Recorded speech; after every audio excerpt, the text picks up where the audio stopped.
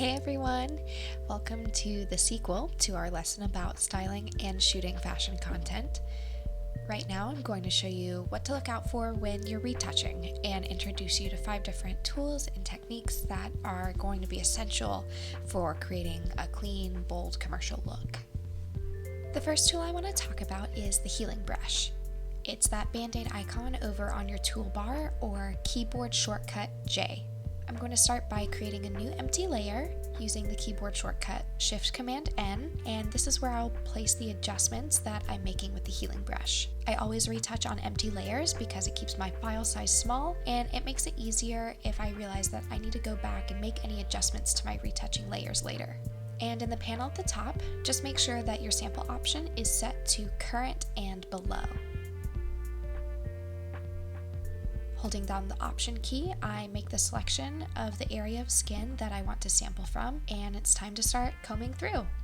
When I'm starting the retouching process with the healing brush, I go through looking for everything that stands out as distracting and takes away from the polished look that I want. First, I always go for skin blemishes, stray hairs, any flaws in the background, things like that. I keep my brush edge really smooth at 0% hardness, so everything blends together, looking natural. I also keep my brush as small as possible when I'm taking out any blemishes. When your brush is too large, it's really easy for the skin to lose texture and begin to look waxy, so always make sure that you're not overdoing it.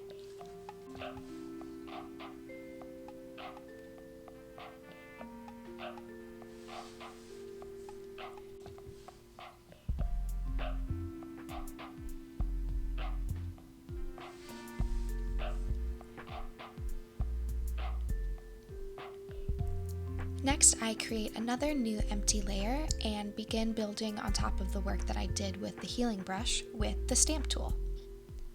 I use the stamp tool on the skin for evening out skin tones, reducing redness or dark eyeshadows, and for cleaning up any areas that I couldn't quite perfect with the healing brush.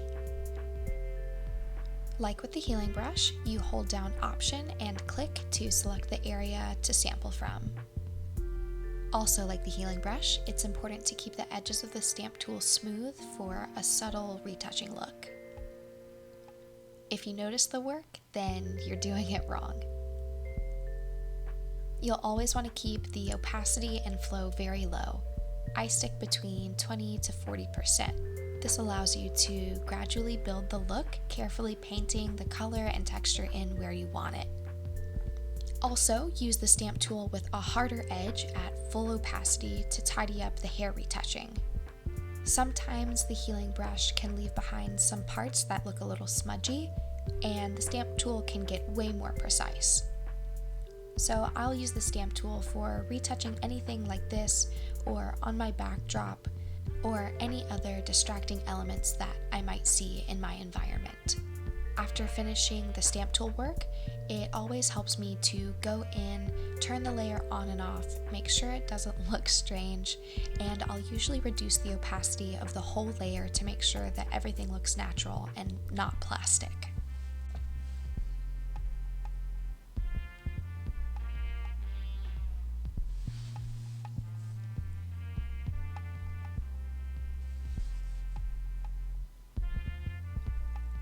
The last step of my skin retouching workflow is to come in with the brush tool. This is how I polish off, evening out the skin tones and smoothing out the whole look of the skin. Just like with the tools before, I'm working on new empty layers and I'm keeping my brush edge soft. Again, the brush opacity is kept low so I can build the effect that I want with subtlety. I always try to be especially light with the brush tool because it's so easy to lose skin texture. Things you'll want to make sure you look out for to correct are any skin redness, overexposed highlights that need to be taken down, tightening up any work that you need to do under the eyes or with shadows on the face, and anything else that might be distracting. Next, I'll be using the liquify tool. I'm creating a new layer that includes all of the retouching work I've done below using the keyboard shortcut Command-Shift-Option-E. Then with the keyboard shortcut Shift-Command-X, I open the Liquify tool. I want to fill out our model's hair, making it rounder and more even, and I'm going to do that with the warp tool that's at the top of the corner of the toolbar. You want to carefully nudge everything into place, warping things little by little instead of using large strokes.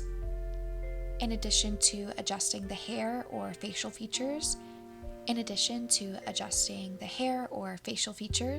you can also use this warp tool to reduce wrinkles in the garments by smoothing out the lines.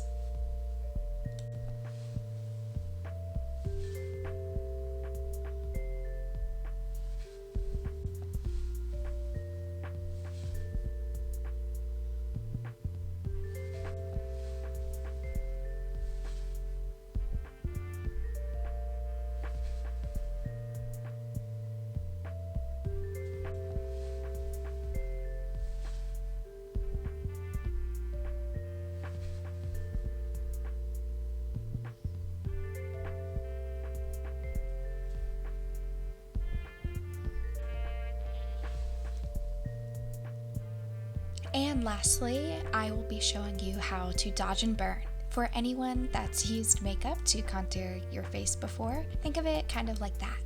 Dodging means to lighten specific areas of an image, and burning is to darken them. There's numerous ways to do this in Photoshop, but I find that the most adjustable and least destructive way to do this is with curves layers.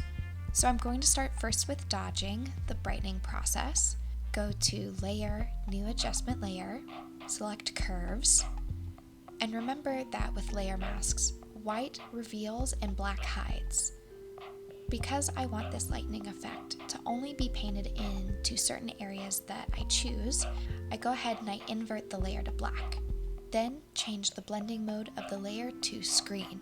With a smooth, light opacity brush, I go in and I begin brightening areas of the face for that bold commercial pop. It's a great tool for adding a pop to the nose, cheekbones, and enhancing the irises and waterlines of the eyes so they really jump out. I'll even add a little subtle contouring to the arms and other appendages with this as well. Remember, you want to start light and build the effect as you go. If you find in any area that you were a little too heavy-handed, you can just switch your brush back to black and paint over those areas again and reduce the effect that you added.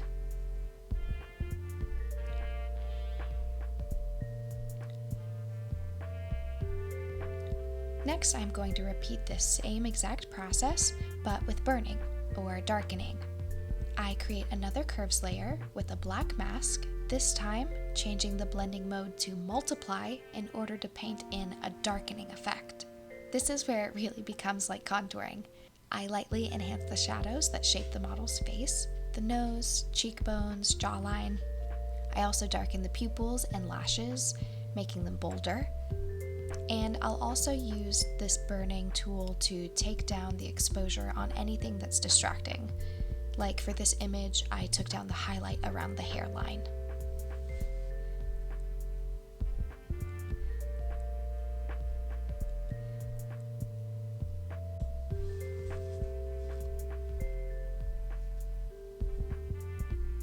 Alright, so looking here at this triptych, you can see the entire process from start to finish. All the way on the left, there's our straight out of camera raw file, and then in the middle, there is the image with our Lightroom adjustments, a lot of changes made with color and exposure, even some eye brightening and teeth whitening. And then over on the right is our retouched image after we got done with it in Photoshop. Now I want to just take a look at these side by side so you can get a closer look at the adjustments that we made.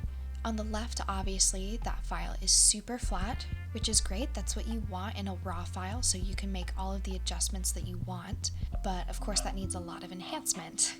So you can see that we really enhanced the colors. We made the pink of the background less salmon and coral, more magenta, a really saturated, vibrant pink color. Also, the green is much more saturated. It has more of a yellow hue to it. There's richer color in the hair, better contrast, and like I mentioned before, there's already a little pop added to the eyes and the teeth using the brush tool in Lightroom. And now we're looking at here the difference between the Lightroom edit and our final Photoshop edit. Of course, some things that immediately stick out are the liquefying of the bun, the hairlines, the skin is retouched, flyaway hair is taken away, the skin is smoothed out overall, just evening out those tones, making sure the highlights pop where we want them to without having any highlights that are too distracting. You can see there's some contouring with dodging and burning on the face, also on the arm, and we even changed the color of the earrings as well to better match the color pink of the background. We also took the shadow to the left of the model that's on the backdrop way down, so the whole look of the image is much softer. Here's an even closer look at the work that we did on the hair and face. You can really see what a difference taking out those flyaway hairs makes on the bun. Even though those hairs are laying as they should, those highlights can be really distracting. Of course, taking out blemishes and smoothing the skin makes everything look really nice, but also notice just what an impact dodging and burning can make. Here's a closer look at our model's arm as well. One thing that's so important about retouching, especially when it comes to skin, is that you want to make sure you're consistent throughout your entire image. So if we had neglected this part of our model and only paid attention to her face, then there would have been some glaring blemishes that we would have missed.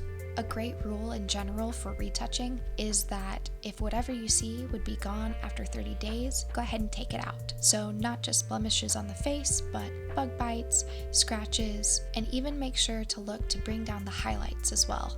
And here, with these last close-ups, I just want to point out the retouching work done to the wrinkles on the shirt. In the same way that you can't only retouch skin on the face, you have to pay attention to skin everywhere else too. Your subject's clothes, the backdrop they're on, the environment they're in, all of those things need attention too. So here you can see above the belt where all of the most distracting wrinkles were removed. We took those out using the healing brush and the stamp tool interchangeably. And garments are bound to move around and change shape, so remember that not all creases are bad. Keep in what looks natural.